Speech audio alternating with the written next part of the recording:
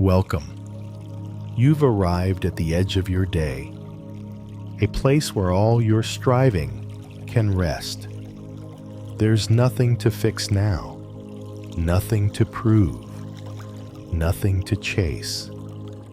Just you and the quiet space between thoughts. Let the weight of the day slip off your shoulders. Feel your body gently sinking into stillness, like a leaf floating down to meet the surface of a calm pond. You don't have to do anything here, not even try to sleep. Just let go. Let the stories of the night carry you, like soft waves washing over the shore. Each tale you'll hear is a reflection of something already inside you. Peace, patience, presence. So take a deep breath in and let it out. Allow the rhythm of your breathing to become the rhythm of the forest night. The stars are above. The earth is below. And here you are, right in the middle of stillness. Now, let us begin our first journey. A simple Zen tale about an old wooden cup and the peace that came when someone stopped trying to fill it. Let us enter. The cup that overflows. There once was a village nestled between misty hills, where people lived simple, quiet lives. Among them was an old monk named Daito, whose presence was like the sound of falling rain, soft, unnoticed, but nourishing. Daito had lived in the village temple for decades. He didn't preach. He didn't teach. He simply tended to the garden, swept the temple steps, and brewed tea. Yet somehow, people who spent time near him felt lighter, as if some unseen burden had been eased. One day, a traveler arrived. He was young, ambitious, and carried a book filled with notes, quotes from teachers, techniques for focus, steps for self-mastery.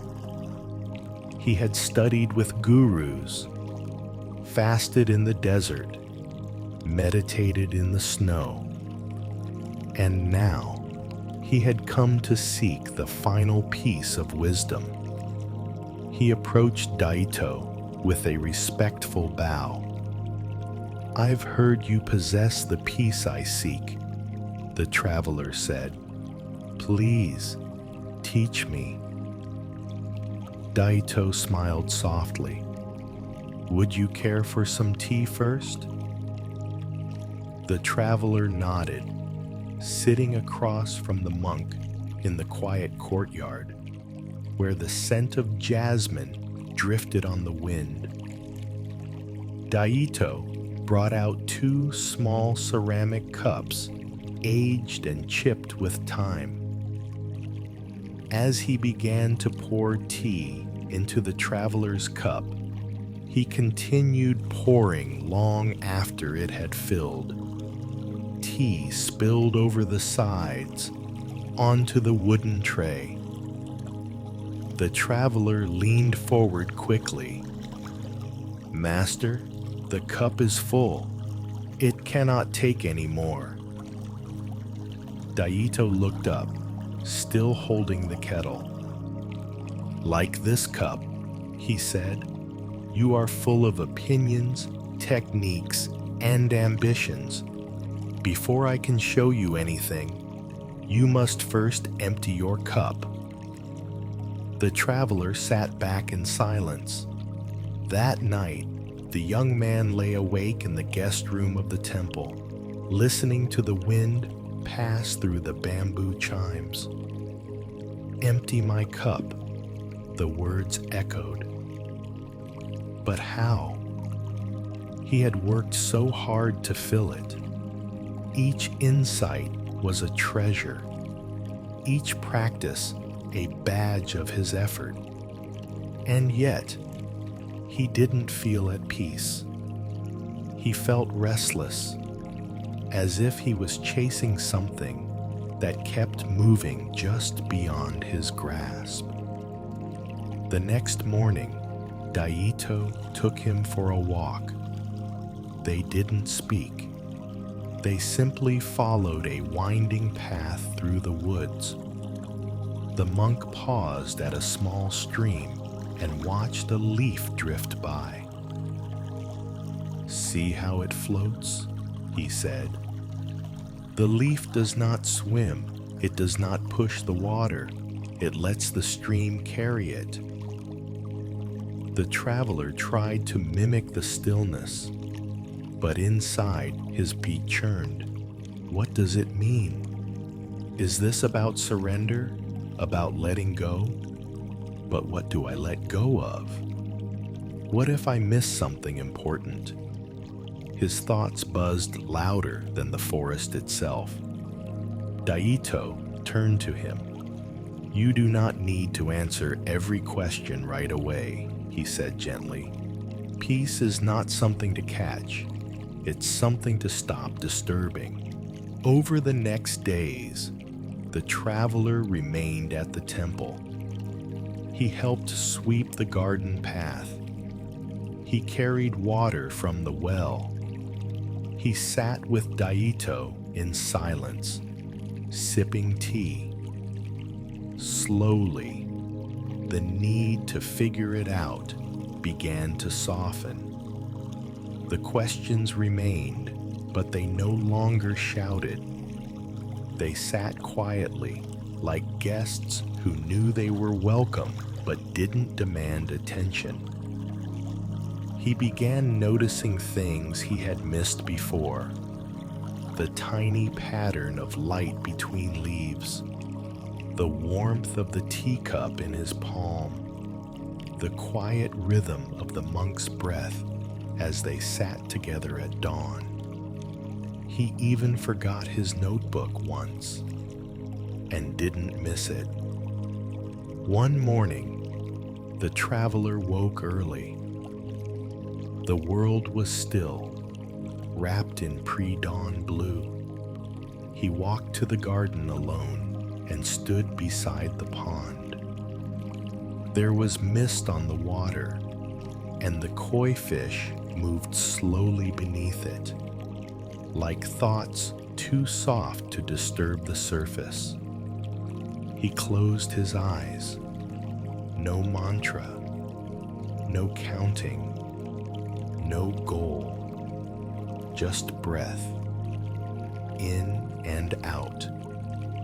He felt, for the first time, that there was nowhere to get to, nothing more to hold, nothing to release, just being.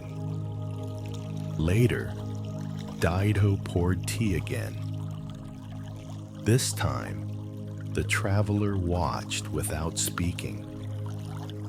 The monk smiled as he poured, stopping just before the rim. "You don't need to be full," he said. "Often, the most peace is found in space." The traveler bowed deeply. "Thank you for not answering my questions." Daito laughed, eyes crinkling. "You're welcome."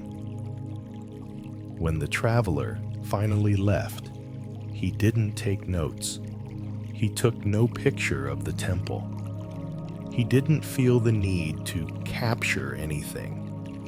He simply walked, light and quiet, like someone who had finally remembered the rhythm of his own breath. And as he disappeared down the hill, the wind carried with it only this: a whisper of tea, an empty cup, and the silence that says everything. As the memory of the empty teacup fades into the quiet of night, let your breath slow and your body soften a little more. There is no rush, only the rhythm of stillness.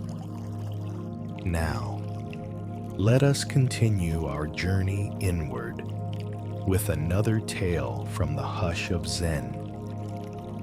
This is the story of the candle that refused to burn out. There once lived an old monk named Ryosen who tended to a mountain temple nestled deep in the cedar forests of northern Japan. The temple, though humble and rarely visited, was known for one curious feature: its eternal candle, a flame that had flickered gently for decades without once being extinguished. The candle stood on a solitary altar in the meditation hall, shielded by thick stone walls and a narrow window through which moonlight often pooled. Every monk who lived in the temple had passed down the tale. This flame, kindled long ago by a master in deep meditation, would burn as long as the temple remained in peace and the hearts within stayed present. Visitors sometimes scoffed. Surely, it was simply a well-guarded flame, an illusion maintained by a watchful monk. But to those who lived there, especially Ryosen, it meant something far deeper. Ryosen had cared for the flame for over 40 years. Every morning, after his silent tea and walking meditation, he would step barefoot across the cool wooden floor and bow before the candle. He never trimmed the wick too far, never let the wax run wild. Always present, always simple. But one winter, something changed. A brutal storm swept across the mountains, tearing through trees, snapping bamboo, and battering the temple with howling winds. Ryosen sat still through it all, cross-legged in front of the flame, the only light in the entire temple. Outside, the world howled. Inside, silence held, until a sudden gust slipped through a crack in the old stone wall, and the candle flickered wildly, then went out. For the first time in 40 years, darkness swallowed the meditation hall. Ryosen did not move. He simply sat, not in panic, not in loss, just still. Hours passed, maybe minutes. Time had no weight in that room. Then slowly he rose, feeling the cool floor beneath his feet. He opened the thick wooden doors and stepped into the storm's remnants. Trees bowed, snow blanketed the earth, and silence returned to the mountain. He walked to the stream nearby, the one he often sat beside, and knelt by the icy water, His reflection stared back, an old man with deep lines, tired eyes, and a soft half-smile. He watched as a single drop of melted snow slid from a pine branch and plopped into the stream. The candle went out, and yet the world did not end. The temple still stood, the birds still called, the wind still whispered through the trees. He returned to the meditation hall and looked at the altar. The blackened wick sat quietly in a pool of cooled wax. He knelt again, not to relight the candle, not yet, but to listen. "Why did you burn so long?" he asked aloud. There was no answer, of course, but Ryosen felt a warmth swell in his chest, not from flame, but from understanding. The candle had not burned for 40 years because of some mystical rule. It burned because he had been present for 40 years, because he had shown up, because he had cared, and now, even in the dark, he was still here. It wasn't about the flame. It never had been. It was about the attention, the stillness, the showing up. A few days passed. The skies cleared, the cold softened, and Ryosen, after sweeping the hall, trimming new candles, and brewing his morning tea, returned once again to the altar. He lit the candle. The flame flickered, then caught, and burned as if it had never left. But Ryosen knew now that the flame didn't need to be eternal. He did not fear the next storm. He did not cling to the light, because even if it went out again, he would still be here, still sitting, still breathing, still listening. And perhaps that too was a kind of light. And so, the candle was never really about the flame, but about the stillness that watched over it. Now, let us follow that stillness into a new space, a new breath, a new story.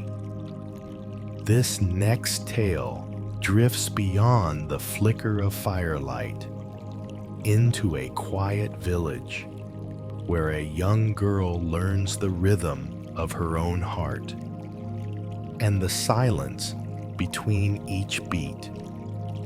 Let's listen now to a story called The Sound of Falling Petals.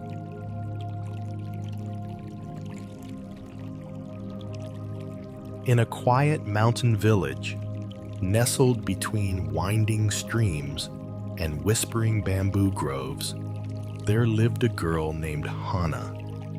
She was no more than 12, but already her days were full of thoughts too heavy for her small frame. Her mother had fallen ill 2 springs ago and now barely stirred from bed. Her father, once a cheerful woodcutter, had grown silent, worn down by grief and worry.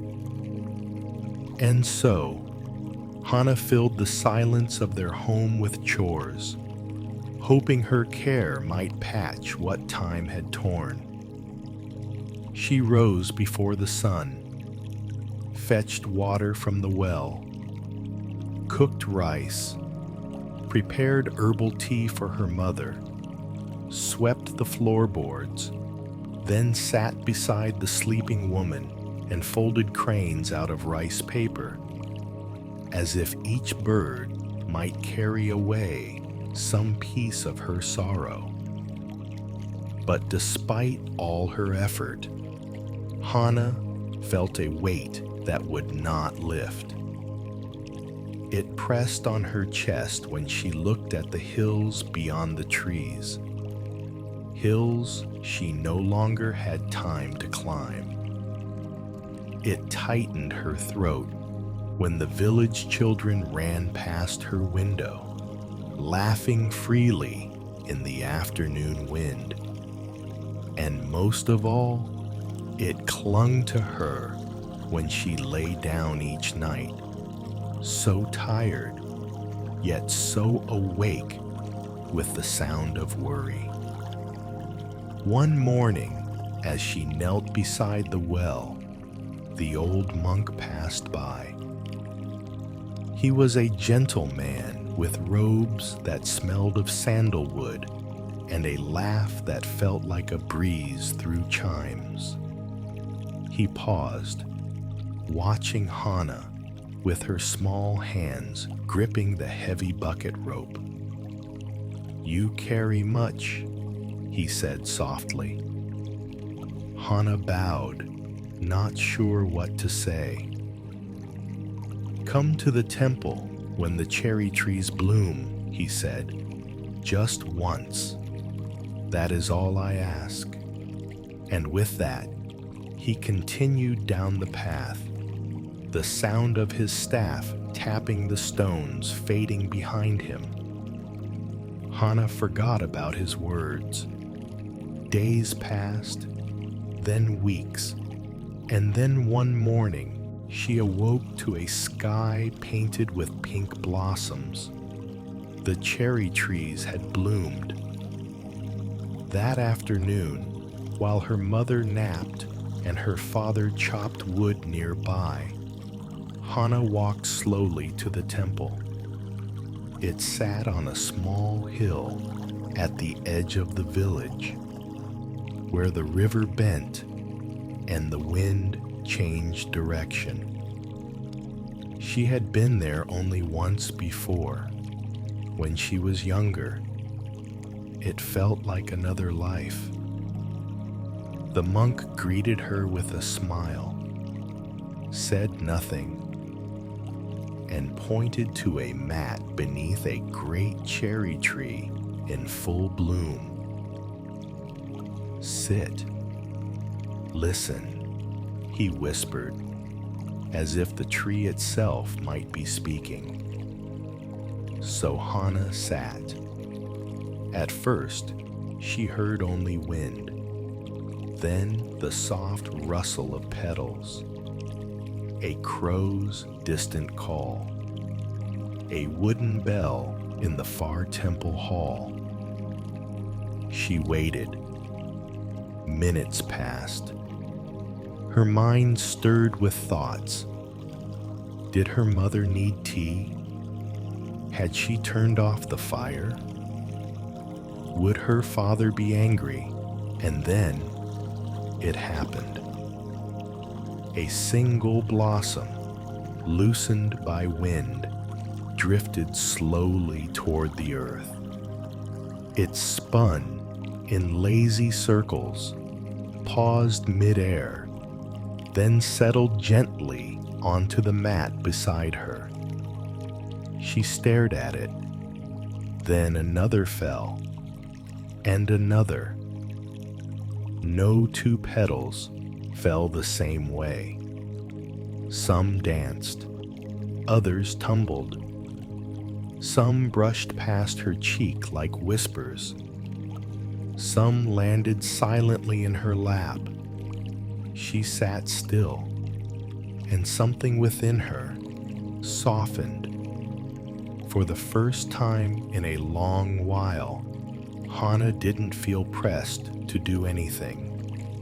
There was no task in front of her, no question to answer, no one needing her attention. There was just the wind, the tree, the petals, and the slow rhythm of falling. She lost track of time. The monk eventually returned and handed her a cup of warm barley tea. "What did you hear?" he asked. She looked down at the scattered blossoms. "Nothing," she said. He smiled. "Exactly." That night, as she lay in bed, she remembered the quiet, not the silence of worry, but the silence of presence, the kind that doesn't demand anything. She returned to the temple every day that week. She said nothing, did nothing, only sat, watched, and listened. Her breath slowed, her thoughts softened. One morning, the monk sat beside her. "You are learning to hear what doesn't speak," he said. She nodded, and for the first time in many months, she felt light.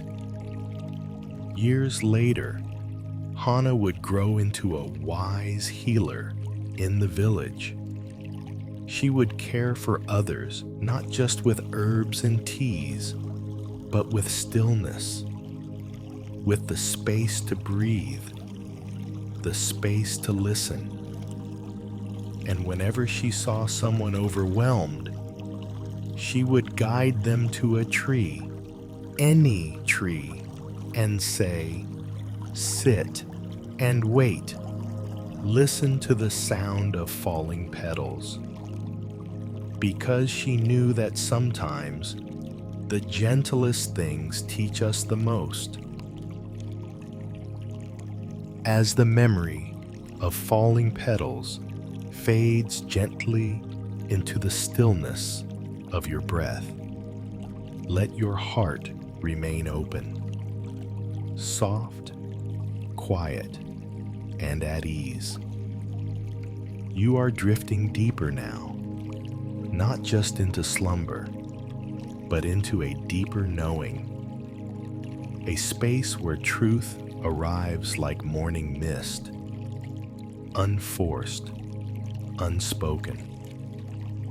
The next story awaits you in this space of quiet wonder.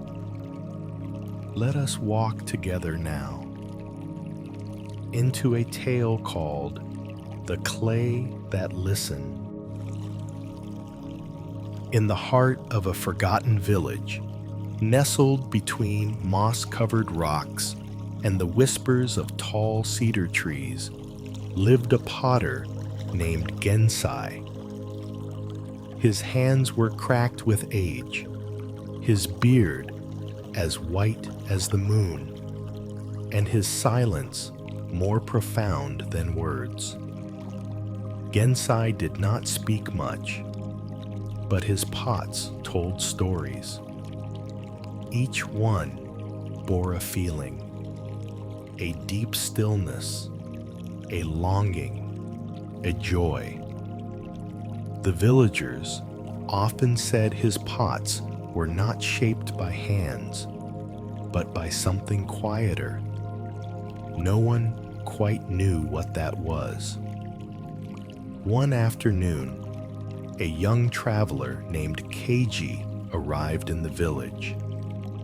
His sandals were worn, his clothes stained by road dust, and his heart restless. He had walked for months, searching not for riches or fame, but for peace.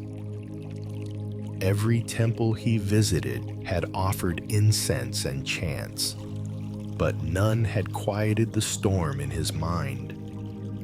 An old monk had whispered, "If you wish to learn true stillness, find the potter who listens." So Keiji came to the edge of the village, where Gensai's kiln sat beneath the shade of persimmon trees. The potter was bent over a spinning wheel, his hands covered in wet clay. He did not look up. Keiji bowed low. "Master, may I learn from you?"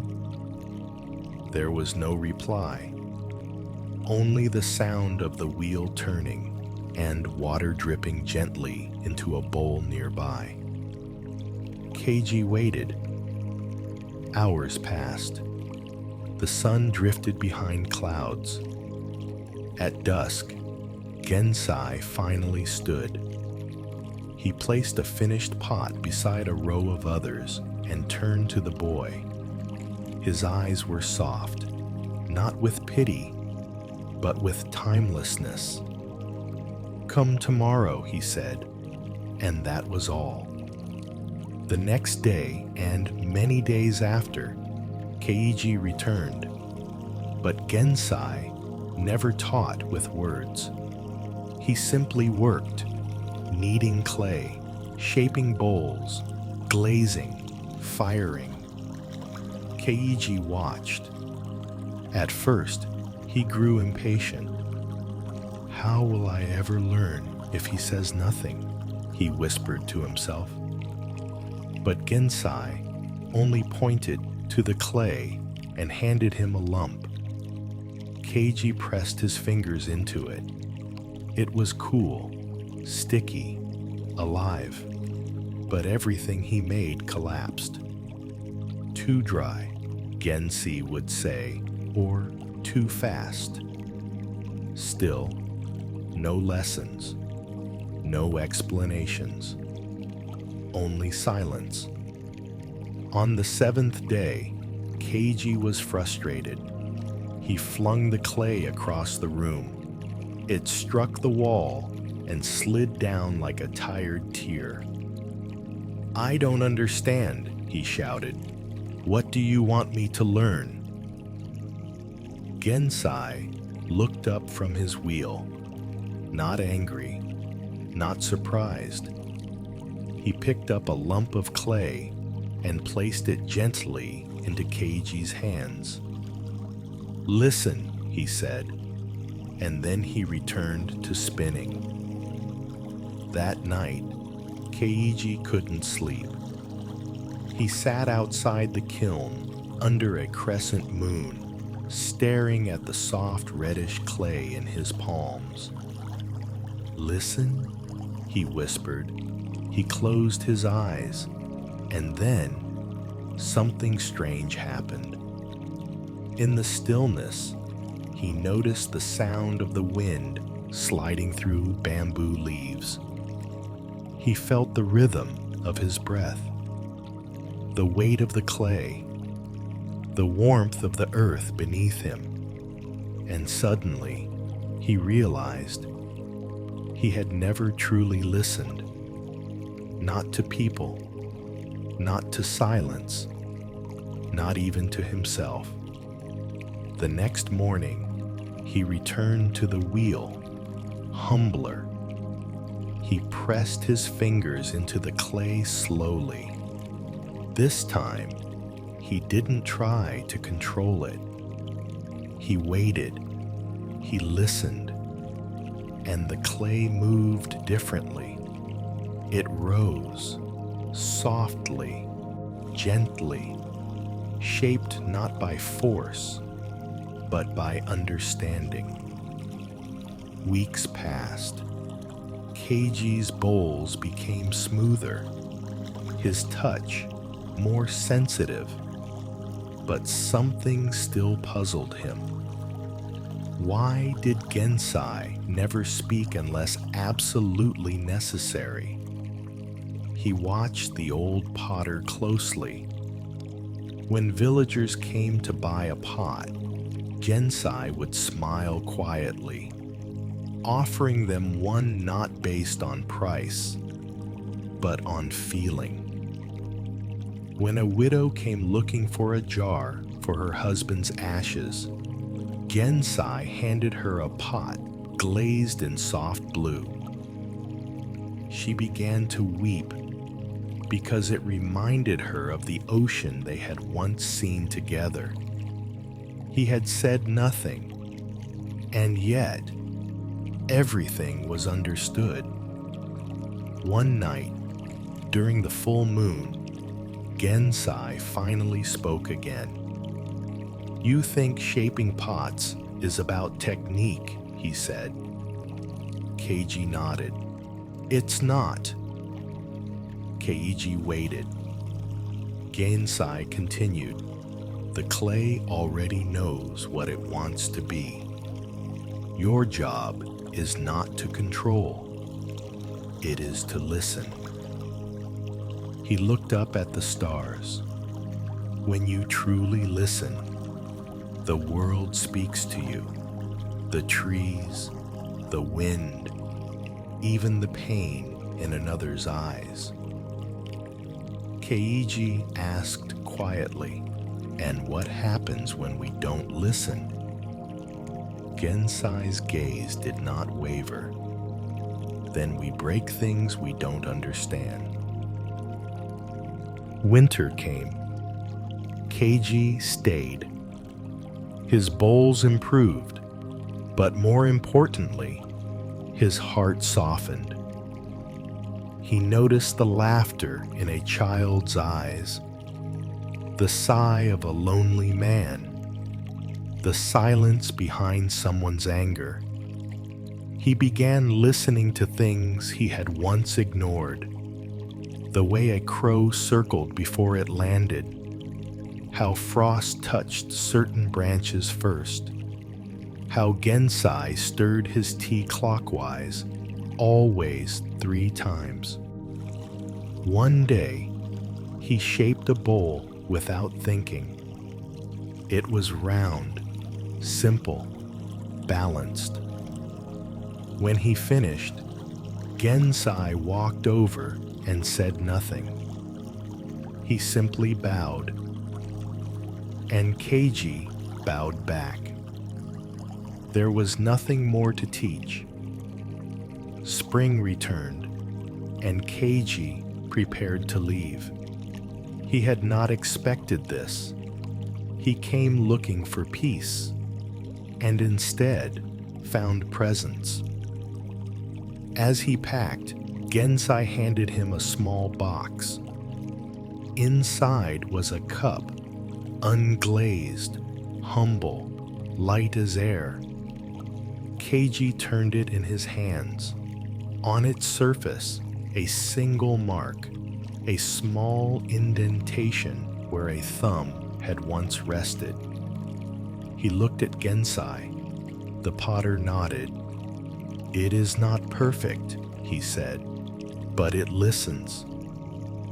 Keiji wept, not because he was sad, but because he had finally heard something he had waited for all his life. Silence that held love. Years later, Keiji became a potter too. People came from far villages to see his work. They said his pots had feeling, as if they were listening to you, and when asked where he had learned his craft, he would smile and say, "From a man who never taught me anything, but gave me everything, through clay that listened." As the clay listened, so too may we soften into the spaces between our thoughts. Let us now move gently into the next tale, The Whisper Beneath the Wind. A story about a traveler and a secret only stillness could reveal. There once lived a young man named Riku in the northern hills of Kamakura, a region known for its silver mists and pine trees that sang when the wind passed through. Riku was a hunter by blood, born into a family of men who chased wild boars through the valley and strung bowstrings with the tendon of wolves. But unlike his father or brothers, Riku held no love for killing. What fascinated him, instead, was silence. As a boy, while others trained with spears, Riku would slip away to sit by the great stone lantern in the temple's rear garden, just listening to the crows, to the wind, to the slow cracking of trees in winter.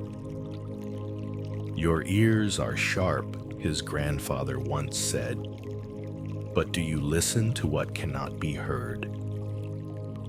Riku didn't understand then. Years later, that question would echo back to him on a night that changed everything. It was the season of winds, the time when air shifts from mountain to sea and the forest groans like an old man dreaming. One evening, as twilight stretched long shadows through the forest, Riku followed a sound. Not a beast, not a voice, but something strange. It felt like an absence, a hole in the world's sound, a space waiting to be filled. He followed it deeper into the woods, past known trails, past even the memory of his steps. The further he went, the quieter everything became. Even the wind seemed to bow out. Then he reached it, a glade wrapped in moss, where time felt like it paused to breathe. In the center stood a tree unlike any he'd seen, its trunk twisted but not broken. It glowed faintly, as if moonlight had chosen it as a home. And then Riku heard it, a whisper. It was not in a language he knew.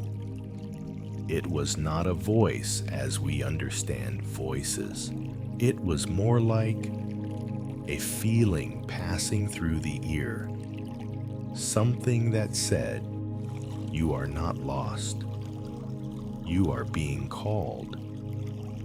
He sat beneath the tree until night became early morning. When he rose, his heart had changed. Riku returned home, but he no longer belonged to the hunter's path. Instead, he visited that glade every day, sometimes in rain, sometimes with questions, always in silence. He never told the villagers what he heard, only that it brought him peace. Madness, some said. He's talking to wind. But the old abbot of the village temple saw differently. He invited Riku to the temple and offered him a broom. "Start here," the abbot smiled. "The wind finds only those who make space."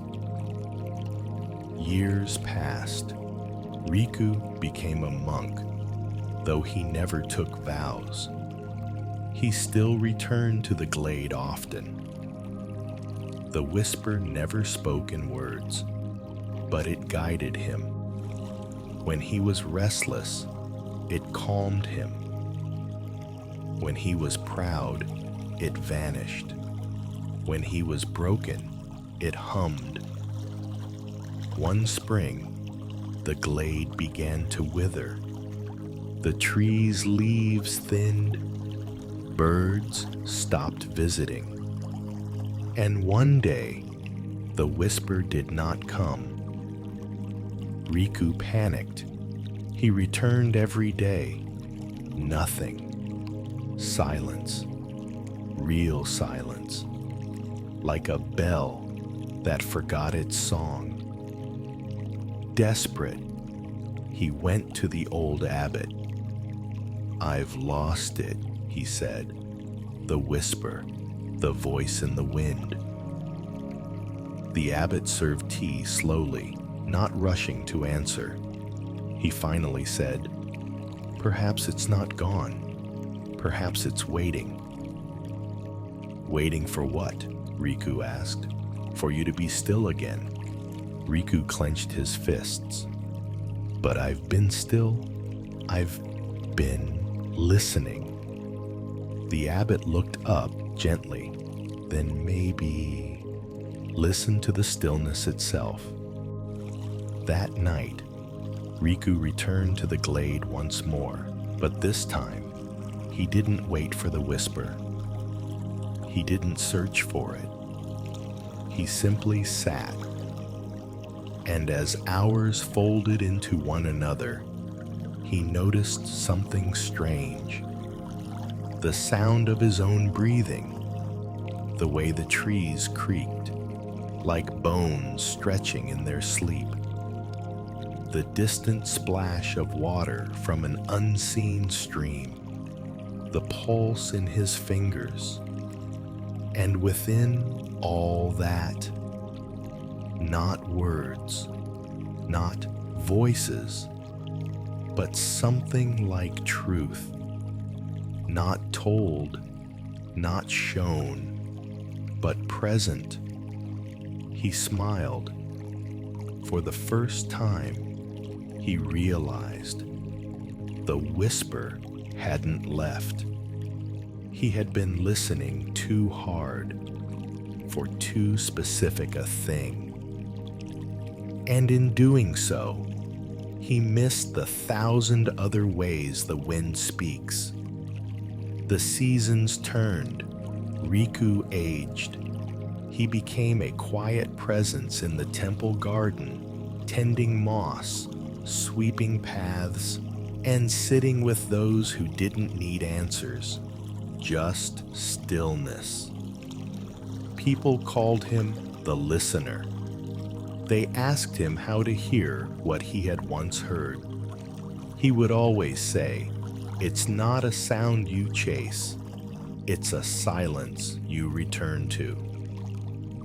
One day, a child approached him by the river and asked, "Is it true that the wind once spoke to you?"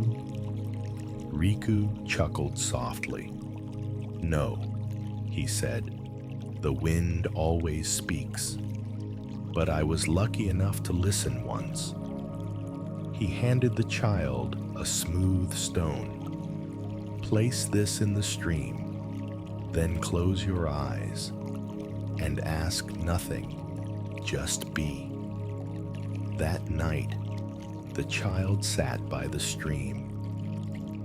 A breeze came and danced across the surface of the water. The trees rustled, the stars pulsed above, and somewhere in the quiet space between thought and breath, there came a whisper. The wind, like the mind, grows clear when we stop chasing its meaning. Now, breathe softly as we wander into our next tale, The Lantern That Burned Without Flame, a story of gentle light and the fire that never needed fire. Long ago, in a distant mountain village, where clouds kissed rooftops and night arrived gently like a silken curtain, there lived an old woman named Kyo. She was the lantern keeper. Her home, nestled beside the worn steps leading to the village temple, was a small wooden hut surrounded by paper lanterns of all shapes and sizes, some no larger than a plum, others big enough to hang above doorways. But Kyo's lanterns held no flame. She lit them with something else, something no one could quite explain. People often whispered about her. Witchcraft, said the skeptical. Mountain spirit, said the romantic.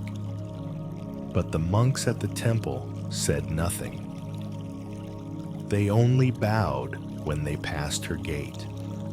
Kyo was once like everyone else, a young girl with laughter in her lungs and ash on her fingers. In her youth, she had trained to be a candle maker, melting wax and dipping wicks with quiet skill. But on the eve of her wedding, a fire took the workshop, her family, and her sight. Darkness became her world. The villagers mourned for her, but Kyo, she listened, and in that silence, something unexpected happened. She began to notice a different light, not from the sun, not from the moon, but from within. When she sat still, she could feel warmth move through her chest. When she touched an old lantern, that warmth would rise to her palms. One evening, after sitting quietly for hours, she placed her hand on a broken lantern, and to her surprise, it glowed dimly, softly, but undeniably. The lantern lit up, not with fire, but with presence. News traveled through the mountain paths like a breeze. Pilgrims came to see the lantern keeper with no flame. Some laughed, some knelt, others wept without knowing why. Each night, Kyo would hang a new lantern in the garden. It glowed only when someone sat beside it, with no words, no questions, just stillness. The villagers started visiting after long days in the field. They didn't know what they were seeking, but always left lighter. Children called the lanterns dream lights. Lovers came to make silent wishes. Even the monks would pause beside them after evening chants. Kyo never explained how they worked. She would only say, "Light isn't always something you see. Sometimes it's something you remember." But then, one winter, the village faced a heavy loss. A landslide, sudden and merciless, swept away half the valley. Many lives vanished beneath stone and snow. Grief became the air itself. The lanterns dimmed. Even the brightest ones now barely glowed. Kyo sat in her garden, blind eyes turned toward the darkened path. For the first time in years, doubt crept in. Had the light left? Had it only been imagination? Her hands trembled as she touched the largest lantern, the one she made after losing her sight. Nothing, no warmth, no glow. She wept, not loudly, not dramatically, just two silent streams down her cheeks as she whispered to the lantern, "I don't know how to help them." A small voice answered from the gate, "You already are." It was a child, barefoot, snow in his hair, holding a broken lantern from the temple steps. "My father's gone," he said, "but this lantern still remembers him." Kyo opened her arms, and the boy came to sit beside her. They said nothing, and then, softly, the lantern between them flickered, faint, like the sigh of a candle remembering how to burn. From that night forward, Kyo began a new practice. Each visitor who came to the garden was given an unlit lantern and told to carry it to the place of their deepest sorrow.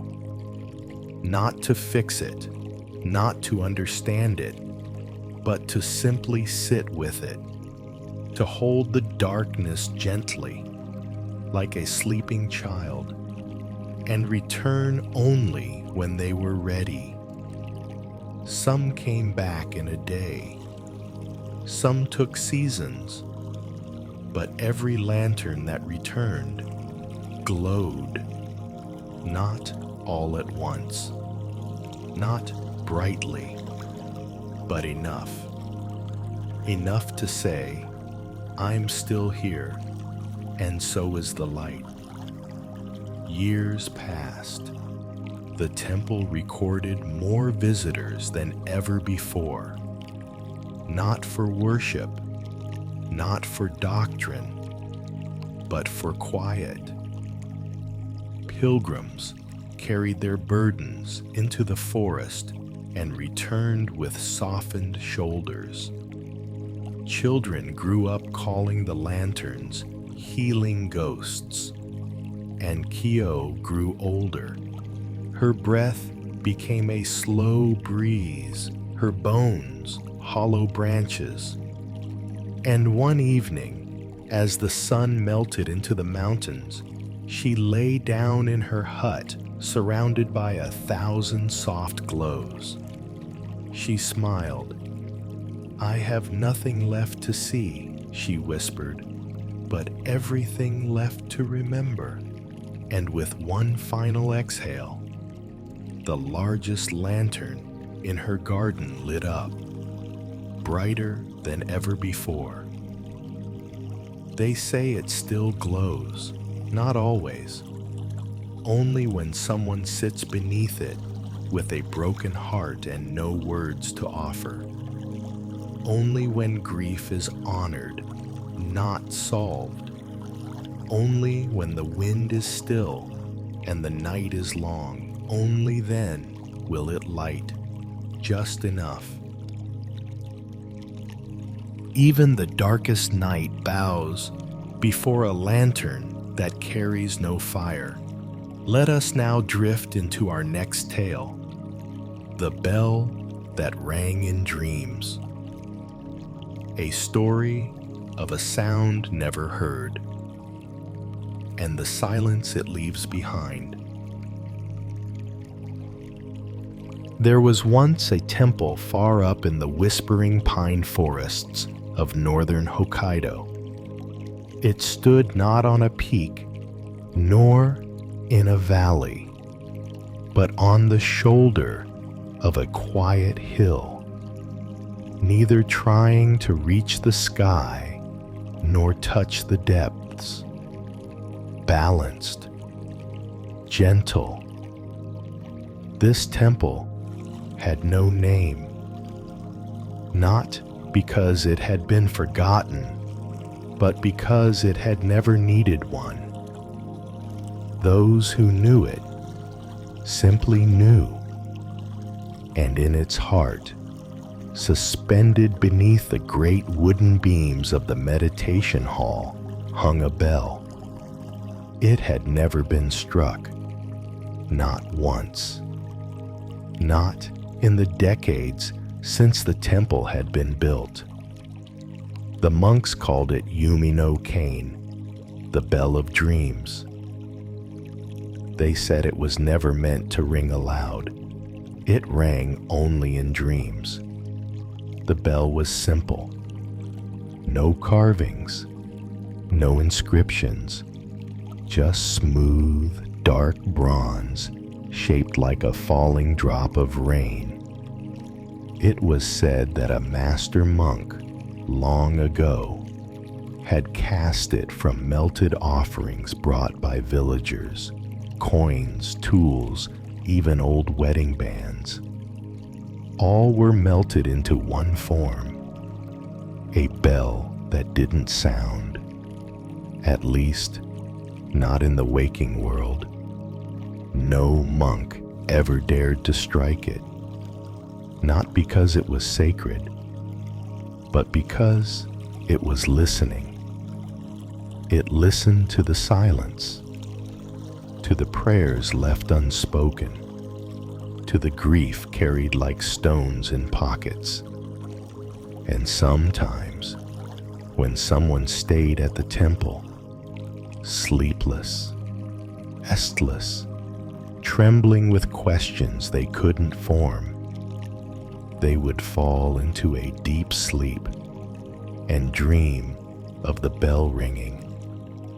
It was never loud in dreams, not a clang, not a chime, just a gentle tone, soft as breath against water, a sound that rippled through the dreamer's chest and filled their bones with stillness.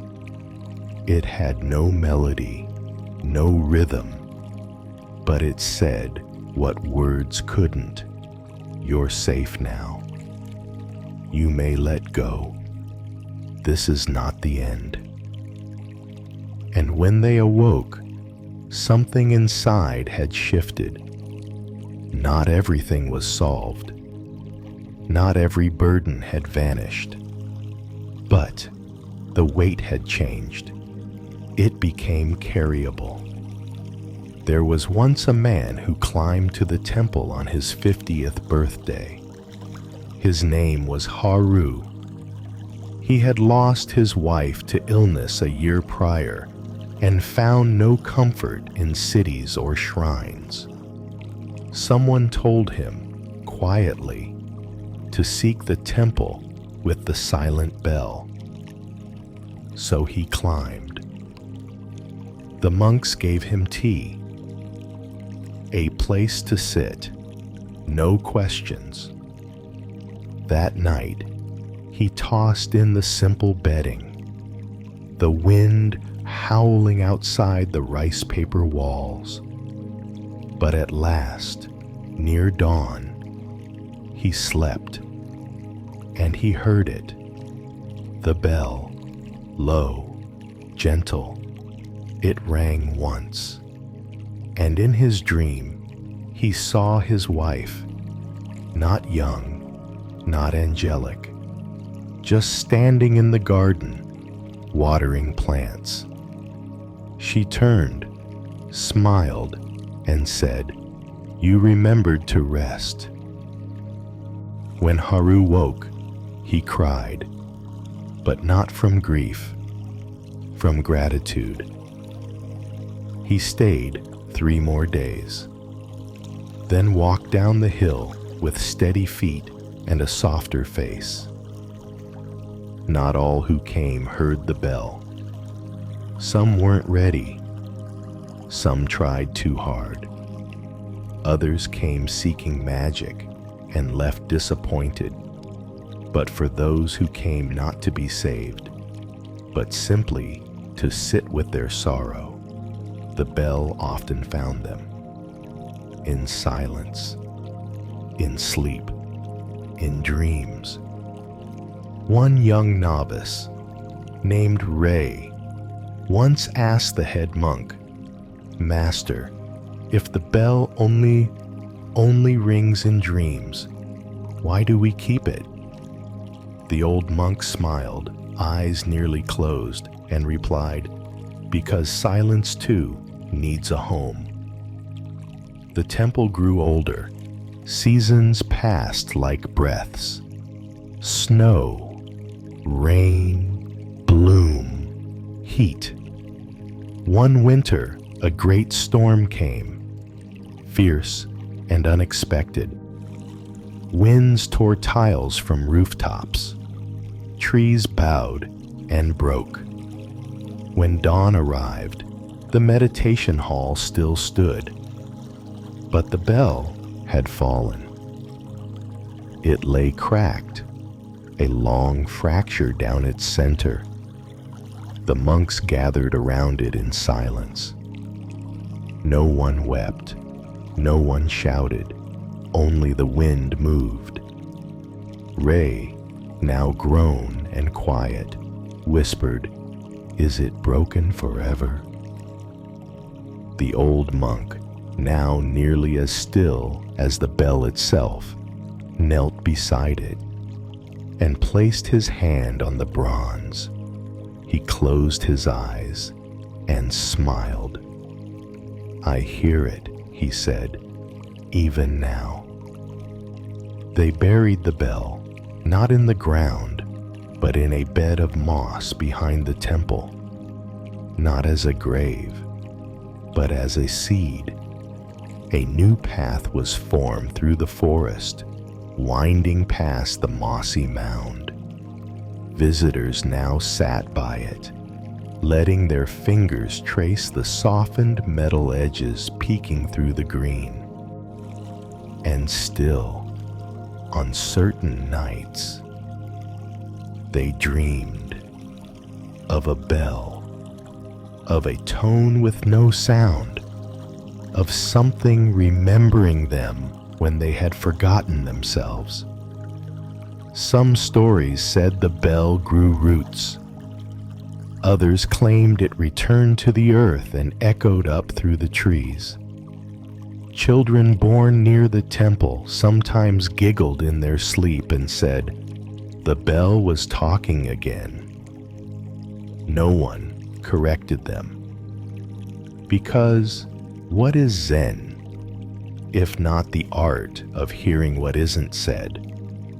And so, the bell continues to ring, not in ears, but in hearts, not in halls, but in dreams. A soundless reminder that peace doesn't arrive loudly. It arrives like a bell that never needed to be struck. And now, dear listener, as the night deepens, we carry with us the quiet resonance of a bell that never rang, yet never stopped sounding. Our next tale awaits, the dandelion that waited for the wind, a story of patience, purpose, and how even the smallest things know exactly when to let go. In a vast open field, tucked between two quiet hills, stood a single dandelion. It wasn't special to the world, but the world was special to it. The sky was endlessly wide. The grass swayed in soft green waves, and the sun, gentle and golden, warmed its small yellow face each morning. Other flowers bloomed in vibrant bursts around it: tulips, wild daisies, bold poppies. Birds landed, bees visited, winds came and went. But the dandelion, it waited. When spring arrived, the dandelion bloomed with bright, humble beauty. It didn't stretch too high, didn't envy the bigger blooms, didn't rush the unfolding of its petals. Each morning, it turned to greet the sun. Each night, it rested under the stars. And though others said, "Time is short," the dandelion listened only to the breeze. Days passed, then weeks. The yellow faded. Its petals transformed into a sphere of delicate white seeds, soft as whispers, light as dreams. the dandelion was ready. But the wind did not come. At first, the dandelion was calm. It knew the wind would come. It always did. But as days turned to more days, clouds began to gather inside its thoughts. What if I missed my moment? What if the wind has already passed me by? Around it, others let go. Seeds flew. Some danced joyfully into the sky. Some settled nearby. Some vanished into the unknown. The dandelion remained. Birds passed overhead. Rain fell, nourishing the earth. Sunlight came in warm and in soft farewells. Still, the wind did not rise. One morning, a wild violet next to the dandelion said gently, "Why do you stay? If you shake hard enough, maybe you can scatter your seeds without the wind." The dandelion thought about this, but then replied, "I could force it, but the wind knows the way. I'd rather wait for its guidance." The violet tilted its head. "But what if the wind never comes?" The dandelion looked to the horizon. "Then I'll know my waiting was not wasted. It taught me to trust what I cannot control." That night, a storm threatened the valley. Dark clouds towered above. Thunder rolled far away. Other plants trembled. The dandelion held still, not out of fear, but in stillness born from acceptance. "If this is the wind I was waiting for, I'll go with it," it whispered. But the storm passed without a gust, and when morning arrived, the sun returned with soft light. The dandelion stood, still whole, still waiting. Seasons began to turn. Leaves crisped. Shadows stretched longer. The meadow changed its colors, and the dandelion remained rooted, no longer bright, no longer glowing, just there, quiet, whole. One evening, as the sky turned amber and the air began to still, an old monk came to sit by the field. He did this every week, bringing no notebook, no prayers, only his presence. This day, he noticed the lone dandelion. He leaned closer, whispered, "Still here?" The dandelion swayed ever so slightly. "Still here," it would have said if it had a voice. The monk smiled, closed his eyes, and sat in meditation. Minutes passed, then an hour, and then, with no warning, no fanfare, the wind came. It wasn't strong, not a storm, not a roar, just a gentle breeze. But it was enough. The seeds lifted, 1, then 5, then all rising softly into the golden sky. Some spiraled upward, some floated sideways, some twirled like little lanterns. The monk opened his eyes and watched, not with surprise, but with stillness. "You waited well," he said, and the dandelion, now only a stem, seemed to bow. The seeds drifted far, some into forests, some to gardens, some onto rooftops. One even landed on the monk's robe. He picked it up, gently tucked it into his pocket, and whispered, "Even the smallest things carry great journeys." Over time, the dandelion stem faded. Its roots gave themselves to the soil, and in spring, new shoots emerged where the seeds had landed. They didn't look exactly like the first dandelion.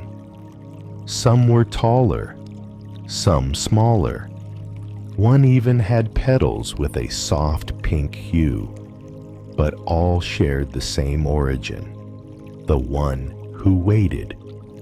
Many years later, children ran through that same field, laughing, plucking dandelions, making wishes, blowing seeds into the sky, and unknowingly, they scattered the legacy of the one who trusted the wind.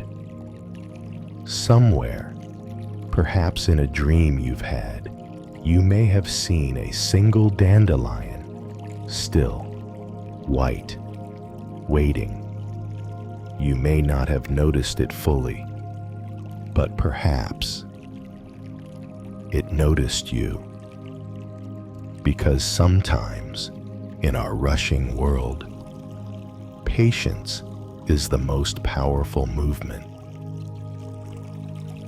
As the field fades behind us and the seeds drift across your night sky, we step gently into the next tale. A story of breath, of choice, of stillness. The candle that refused to burn too fast. Let us listen. In a monastery carved into the base of a quiet mountain, there was a room that held no more than what was needed. A low wooden bed, a bowl for rice, a robe folded neatly on a bench, and on a small altar, just above a woven mat, stood a single beeswax candle. Each evening, just after sunset prayers, a young monk named Tenzin would light this candle, and each evening he would sit before it, watching, breathing, listening. The candle wasn't special. Its base had melted and hardened into small golden folds over time. It flickered softly, casting long shadows across the walls. No one remembered when it had first been placed there, but it had always been there, waiting, burning, becoming smaller.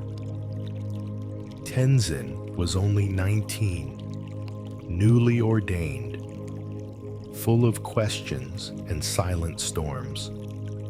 He had come to the monastery after a restless childhood, fleeing noise, chasing quiet.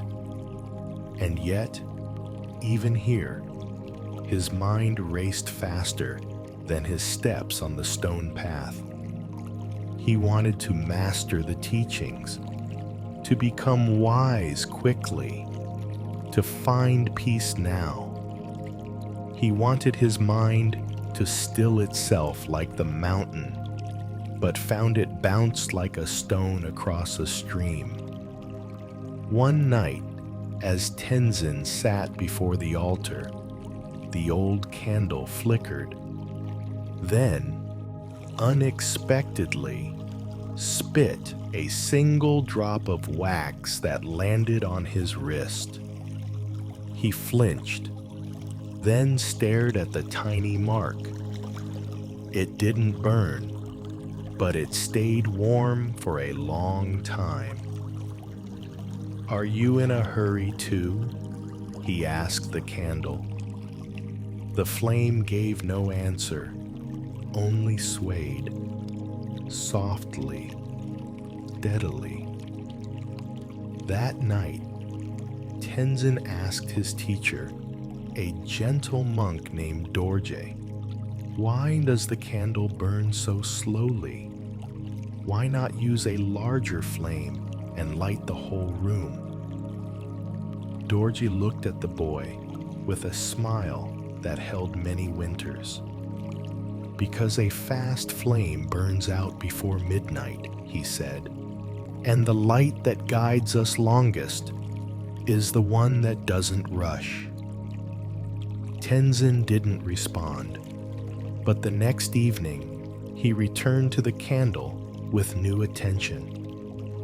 Days passed, then weeks. Each night, the candle offered its soft, golden glow, no brighter than needed, no smaller than necessary. Some nights, the wind crept in through a cracked window, and the flame danced. Other nights, it stood almost still, as if meditating too. Tenzin began to notice something. The candle never fought the room. It didn't try to outshine the moonlight, didn't blaze against the night. It simply offered itself, exactly as it was. One evening in early autumn, Tenzin sat cross-legged before the flame. His thoughts had been heavy that day, his meditation filled with distraction. He felt behind, like he wasn't improving fast enough, like others were further along the path. As he stared into the flickering light, he whispered, "Am I too slow?" The candle, as always, said nothing, but the flame flickered 3 times, and in the moment between the flickers, Tenzin felt his chest soften. Maybe slow is enough, he thought. He closed his eyes, and for the first time in weeks, he didn't chase his breath, he followed it. That night, he dreamt of the candle, but in the dream, it was him. He stood in a dark forest, his body made of wax, his head alight. He walked through the trees slowly, illuminating only a few steps at a time. Behind him, animals stirred. Ahead, the path revealed itself just as his light approached. In the dream, he understood. The flame isn't for reaching the end quickly. It's for not getting lost along the way.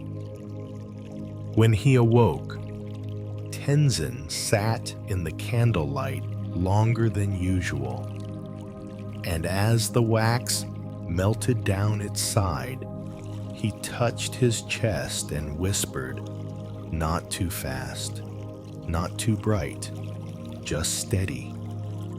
It became his mantra, a rhythm, a reminder. As winter came, the nights lengthened. The candle's flame burned for more hours each night. Yet, it still lasted, not because it was large, but because it was consistent. Tenzin watched how the monks walked through the cold corridors, quiet, focused, slow. He watched how they ate, mindful of each bite, how they cleaned their bowls, without hurry, without delay. Everywhere, He saw the candle in their breath, in their silence, in their simplicity. One day, Dorji asked him during tea, "How is your meditation now?" Tenzin replied, "It burns slower than before, but I think it will last longer." The old monk smiled. "Then you are beginning to see." One night, in the depth of winter, the candle finally reached its last inch. Tenzin noticed. He sat before it in stillness. No fear, no regret. He watched the final flickers, the quiet dimming, the last soft breath of smoke, then darkness. And yet, he did not feel lost. He whispered, "You taught me everything I needed." The next day, he molded a new candle. He didn't make it larger, or brighter, or faster. He made it the same wax, same wick, same shape, and placed it on the altar. When night came, he lit it and bowed, not to the flame, but to the slowness that had taught him to endure. Over the years, many candles came and went. Tenzin became a teacher and still lit a single candle each night, still taught students the power of steady light. He reminded them, peace doesn't arrive when we speed through life. It arrives when we move slowly enough to meet it where it lives. And when students asked, "But how will we know if we're progressing?" he would only smile and say, "You'll know when you stop trying to burn too fast."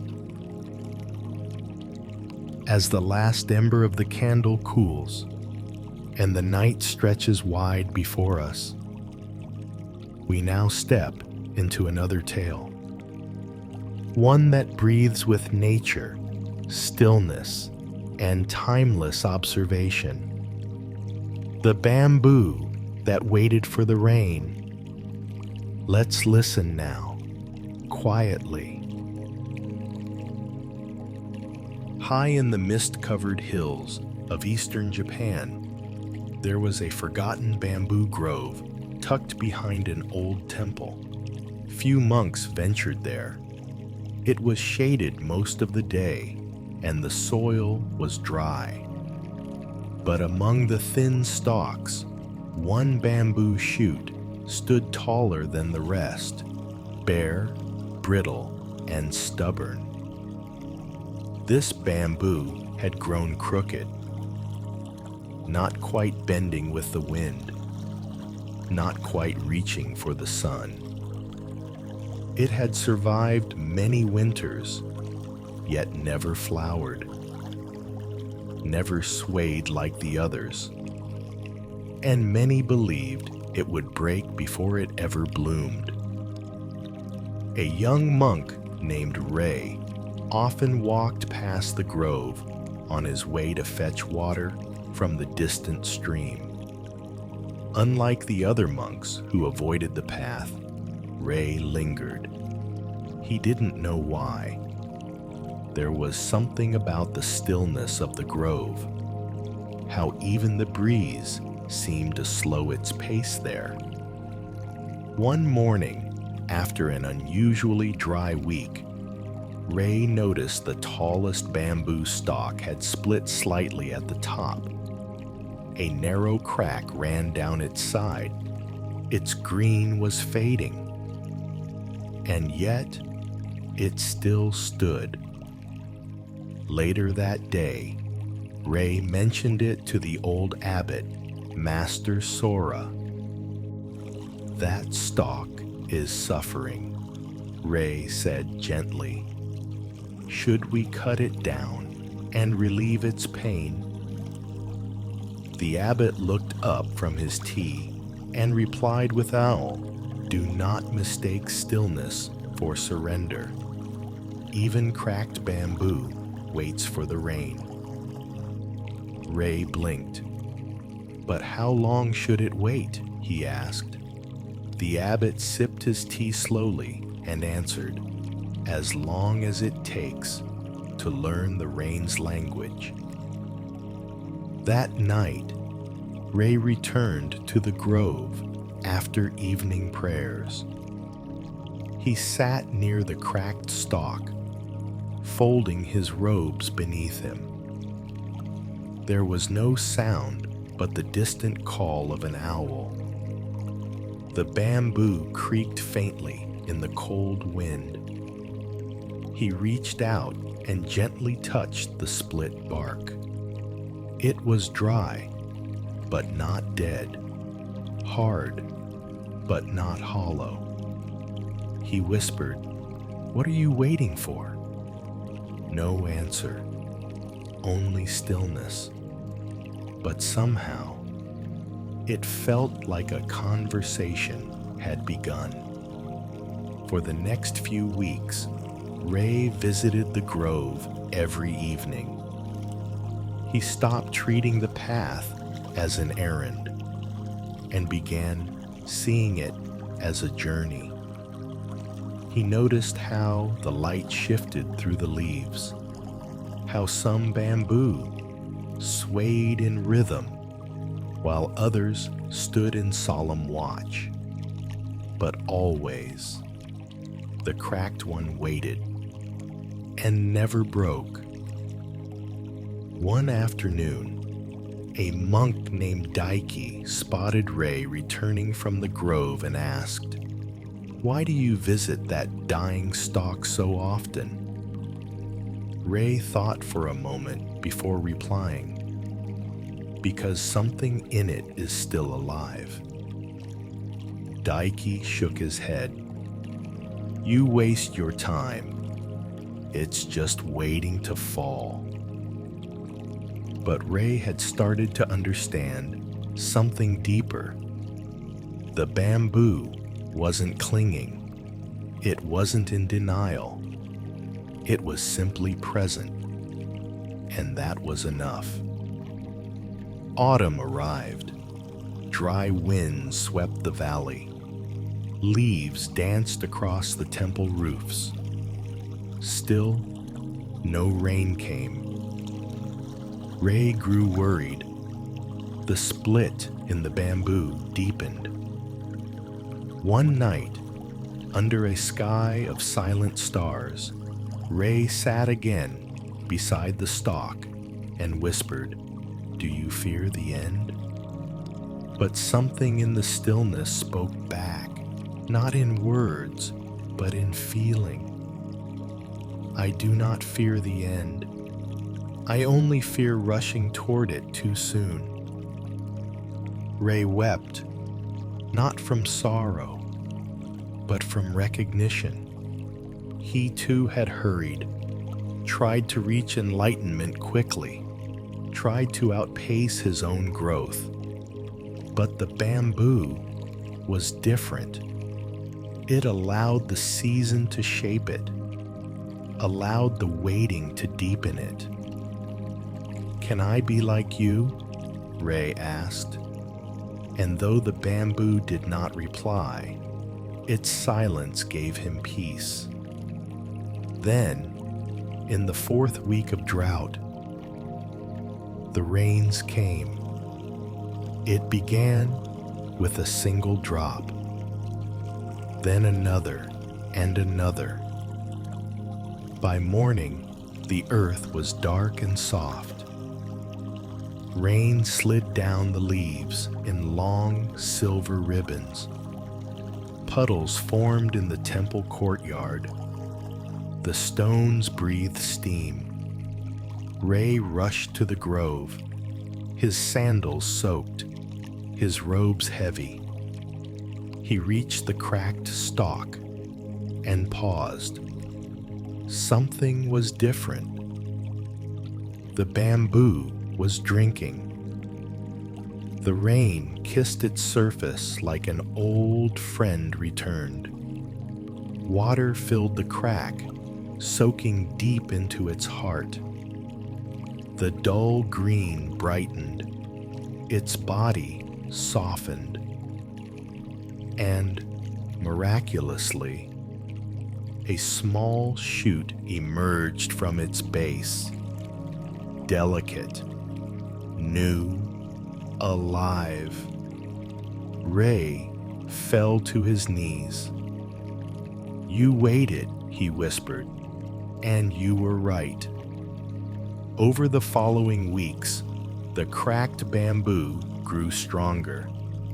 It never straightened, it never bloomed, but it lived, and its small shoot grew faster than all others. The monks began calling it the waiting bamboo. Ray continued to visit it, less out of worry and more out of reverence. He no longer asked it questions, only offered his presence. Years passed. Ray grew older, wiser. He took over the teachings when Master Sora passed gently in his sleep, and when new students came to the temple, rushing for enlightenment, asking how quickly they could reach peace. Ray would walk them to the bamboo grove. He would kneel beside the tall, cracked stalk, place a hand on its side, and say, "This one waited." Then he would point to the shoot that had become the thickest, greenest stalk in the grove. And this one learned when it was time to grow. Some students understood immediately. Others took years. But all who listened to the wind through that grove left changed, because the bamboo, silent and cracked as it was, had become a teacher of rain. As the last drops fall softly on the forest floor, we journey now from bamboo to stone, to a tale of stillness, memory, and the silence of the earth. Listen closely. This is the story of the stone that remembered the sky. Far up in the northern valleys, where the mountains brushed against clouds like ancient guardians, there was a plateau strewn with stones. Some were jagged, some smooth, some so large they seemed unmoved since the earth's first breath. But among them all, there was one stone, unremarkable in shape, soft in color, smaller than the rest, that held a memory none could see. It had once lived in the river, long ago, when it was young and round and full of sound. The river had sung to it, danced with it, tumbled it through rapids and sunlight alike. But a great storm came. The waters surged, and the stone was carried far, up into the hills where no river reached. It settled on the plateau and had not moved since. Seasons passed, years blurred, and though the stone grew covered in moss and silence, it never forgot the river's song, or the way the sky used to look when it flowed. It missed movement, it missed music, but it said nothing, because stones do not speak. Not far from the plateau, in a small Zen monastery built into the hillside, a novice named Kana was struggling. She had come from the city, where things moved quickly. Answers were expected. Progress was measured. But here, no one hurried. Silence stretched like cloth across the hours, and she didn't know how to breathe in it. One day, after a long and restless meditation, Kana asked the old monk, Master June, "Why do I feel stuck here? Why does nothing change?" The master looked at her gently and said, "Sometimes, to feel movement, we must first stop resisting the stillness." She frowned. "But I feel like a stone." June smiled. "Then become a stone. Let it teach you." That afternoon, he led her on a walk into the hills. They climbed in silence, past twisted pines and cool streams. Birds wheeled overhead, unseen. At last, they reached the plateau. The wind was gentle, the light pale. June pointed to a small moss-covered stone at the edge. "Sit with it," he said simply. "Don't ask it anything. Just be near." And then he left. Kana stared at the stone. It did not glow. It did not hum. It did not reveal secrets. It was just there, unmoving, quiet, like her. She sat, at first impatiently, then curiously, then quietly. Hours passed, the wind moved across the grass. Clouds drifted like sails in the sky. The stone said nothing, but as Kana watched it, she began to feel a presence. Not of voice, but of memory. Not of answers, but of patience. She whispered, "You've been here a long time, haven't you?" And somehow, in the space between thought and silence, she felt the stone say, "Yes, but I remember the river." Kana blinked. She hadn't imagined that. Or had she? She leaned closer. "You remember flowing?" The stone remained still, but its stillness now felt full, like it held echoes. "I remember the cold water wrapping around me, the sky flickering above, the feeling of being moved by something greater than myself." Kana's heart ached. She too had once felt carried by dreams, by momentum, by the belief that she was going somewhere. Now, she just sat. The stone seemed to listen, and then, as if in reply, another voice rose inside her mind. "Stillness is not the end of movement. It is its echo." Kana sat for hours longer.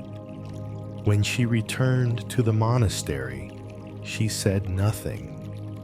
But that night, she dreamed of water. Each afternoon, for the next 30 days, Kana visited the plateau. Sometimes she brought tea, sometimes just herself. Always, she sat beside the same stone. She never asked it for wisdom. She simply let it be. Its presence, she began to understand something unspoken. The stone had not lost the river. It carried it within. Its shape, its smoothness, its quiet, all were shaped by movement past. But its silence now was a new kind of movement, the kind that lives without needing to be seen. One day, as winter's breath began to touch the valley, Kana brought a bundle of herbs with her to the plateau. She sat beside the stone and said, "I used to think the past was gone, but you showed me. It lives in the way we rest." She gently placed the herbs beside it. Then, with both hands, she brushed the moss from its surface. For the first time in years, sunlight touched the bare skin of the stone, and it glowed, soft, worn, beautiful. That evening, Kana told Master June, "I thought I came here to learn how to act, but I've been learning how to listen." The old monk nodded. "And now?" "Now," Kana said with a small smile, "I think I'll let the stillness guide me." Years passed. Kana remained at the monastery. She became a teacher, not with force, but with presence. When new students came and asked, "How do I move forward?" she would say, "Sometimes forward is quiet." Then she would take them to the plateau. They would sit beside the small stone, now clear of moss, and listen. Some heard nothing, but others heard the river, because the stone, though it never moved, still remembered the sky.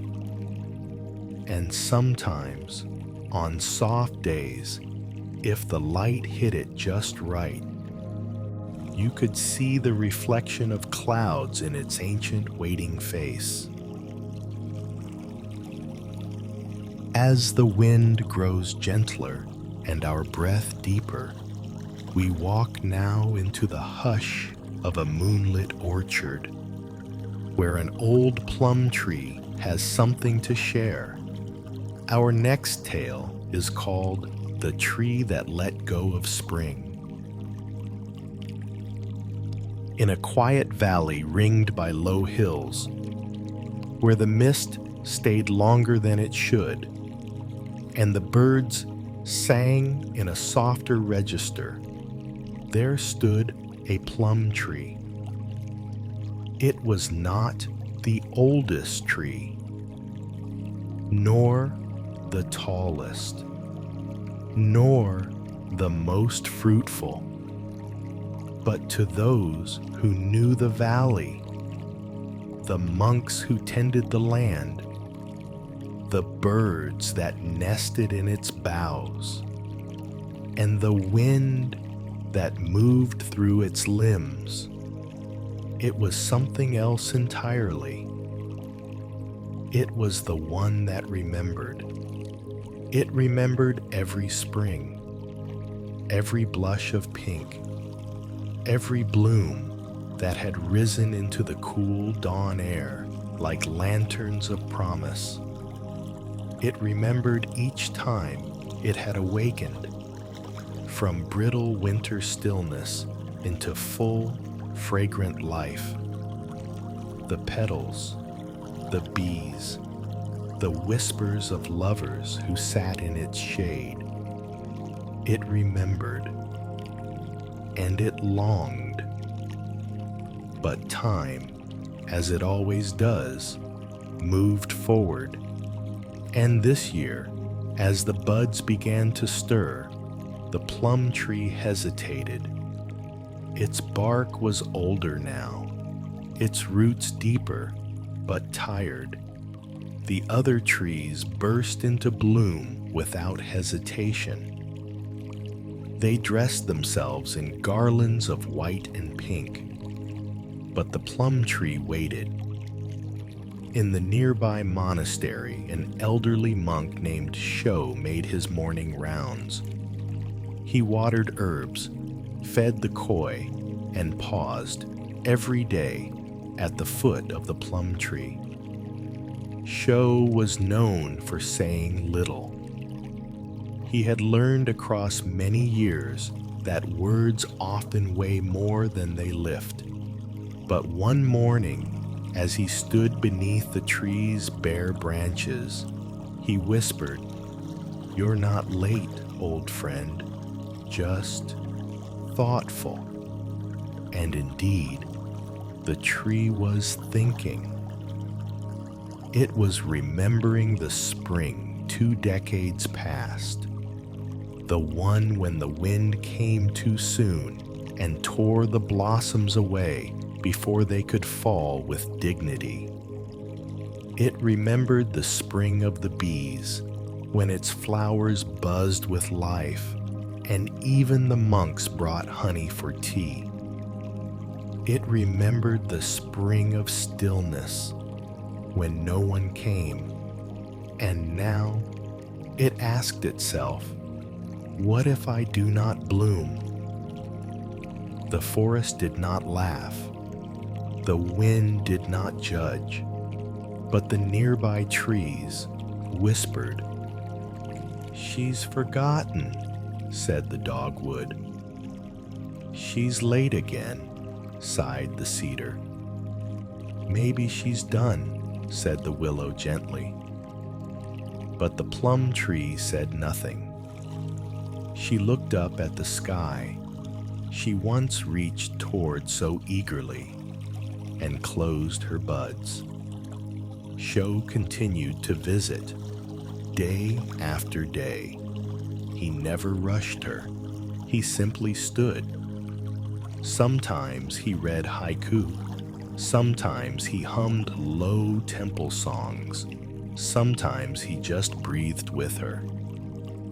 One morning, as spring began to tip toward summer, Sho brought a young novice named Emmy with him. She tilted her head. "Why does this tree not bloom, master?" Sho smiled faintly. "Not all trees bloom every spring. Sometimes they are gathering something deeper." The days grew warmer.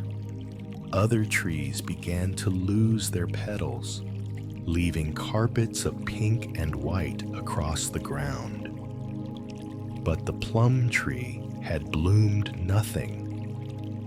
Her limbs remained bare. Her buds stayed sealed. And yet, within her core, something stirred. Not the urgent rush of spring, but something quieter. A memory, a calmness. She was not broken. She was simply resting. One evening, as dusk stretched long and blue, Sho sat under her once more. He leaned back against her trunk, slowly, carefully, and with a voice soft as folding silk, he said, "We do not always need to prove life. Sometimes it is enough to be and to remember." The plum tree listened, and for the first time in months, she let the wind move through her limbs without resistance. She did not need to flower to feel alive. Summer came. Emmy, the young novice, returned often. She brought water, read poems, and sometimes sat in silence so long that her thoughts dissolved into the chirping cicadas. One day, she asked Sho, "Will the plum tree ever bloom again?" Sho chuckled. "Child, she may, or she may not.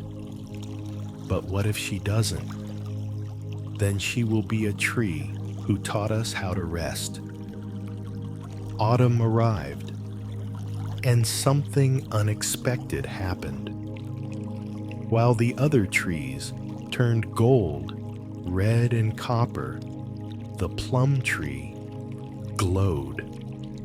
Not with bloom, not with leaves, but with a stillness so full, so present, that even the birds sat quietly in her arms.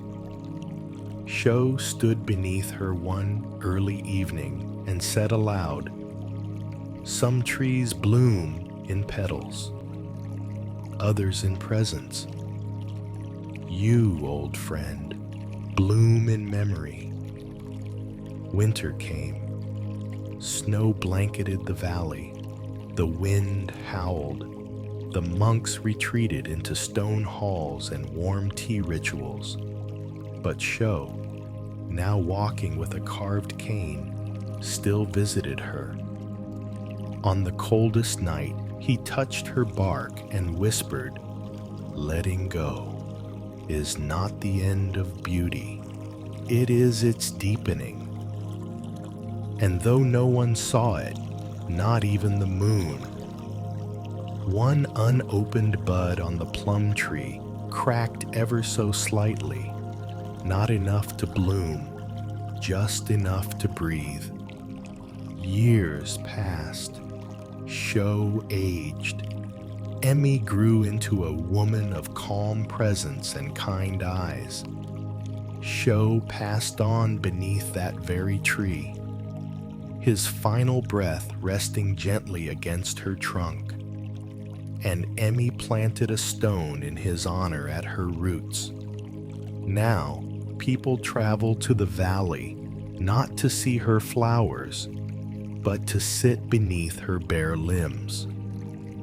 Because somehow, even in stillness, she offers something profound, a reminder that we do not always have to show to be worth something. That life is not only measured in blossoms, but in quiet, in choosing not to bloom when we no longer need to. As the final leaves of our 12th tale drift silently to the forest floor, we are reminded once more of the quiet strength that lies in surrender. Letting go is not an end, but a gentle opening.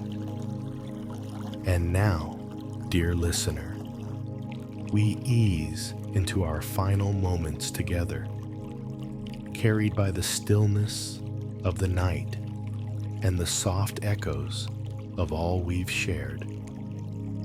Let us enter the outro with nothing to hold and nothing to fear. The stories are finished now, but their echoes remain.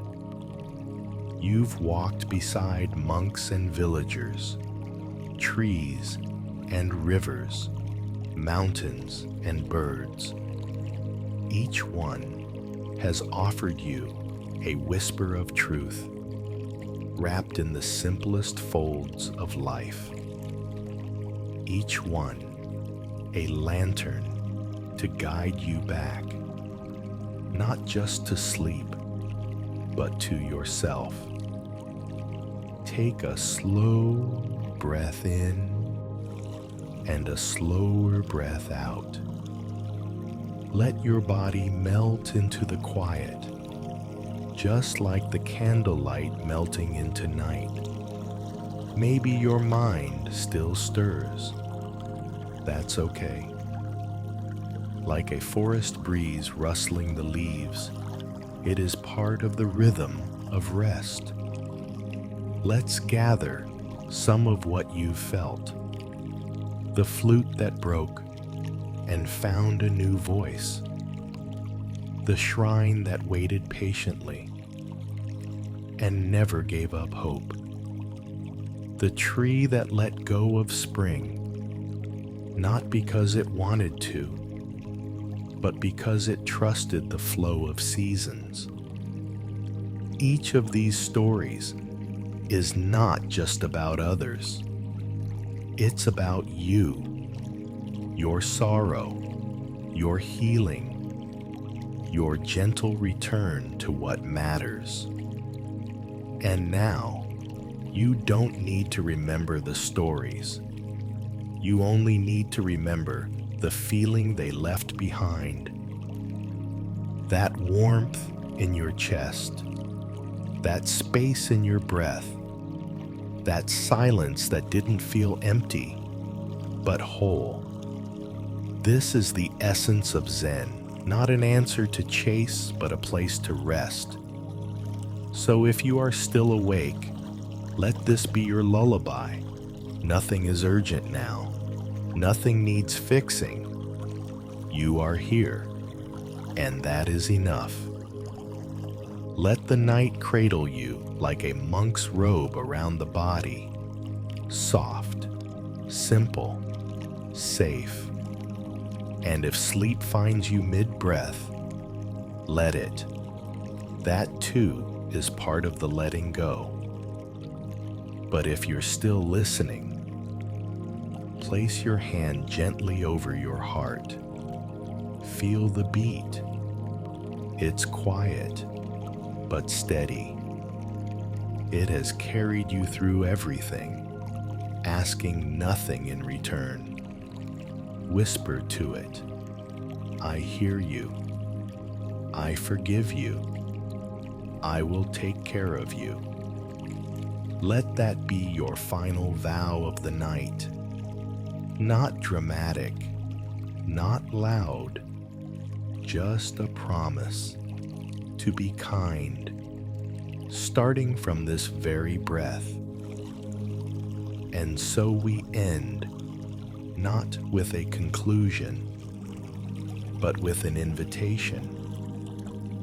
When you wake tomorrow, the stories will still be with you in how you speak, how you walk, how you love. Let them shape your morning, just as they shaped this night. This is your sanctuary. Come back anytime. Good night, dear listener. May you dream with ease and awaken light.